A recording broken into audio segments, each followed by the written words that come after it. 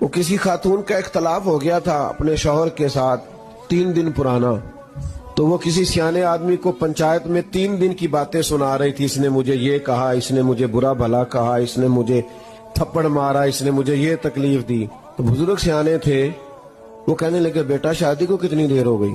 مثال دے رہا ہوں، سمجھ لے۔ اس نے کہا 15 سال۔ کہنے لگے بیٹا یہ تو 3 دن کی بات بتا رہی ہے نا، باقی بھی کوئی بتا۔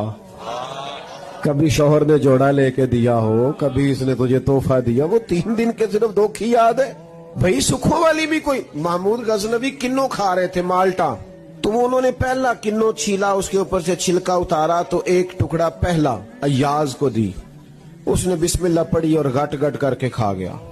دوسری محمود نے اپنے منہ میں رکھی تو بڑا کڑوا ہے بھائی، بڑا کسیلا ہے، بڑا ترش ہے، بد ذائقہ ہے، تھوک ڈالی، اور پھر کہنے لگے ایاز تو کھائی گیا ہے، ذرا برابر بھی تو نے اظہار نہیں کیا کہ کڑوا کسیلا بد ذائقہ کنو ہے۔ تو ایاز کہنے لگے بادشاہ میں نے نہ ذائقہ دیکھا ہے نہ کنو دیکھا ہے، میں نے تو یہ دیکھا ہے کہ ہاتھ کس کے ہیں، ساری زندگی تیرے ہاتھوں سے میٹھے ملے ہیں اور کھائے ہیں، اور آج ایک کڑوا اگر میں تھوک دیتا تو آئینے وفاداری تو نہیں تھا نا۔ دکھ قبول محمد بخشا، دکھ قبول۔ لفظ قبول کا پتہ ہے نا آپ کو؟ کبھی زندگی میں آپ نے قبول قبول کہا ہوگا، جو رہ گئے ہیں وہ کہہ لیں گے، تو یہ قبول قبول بھی بڑا مزیدار ہے۔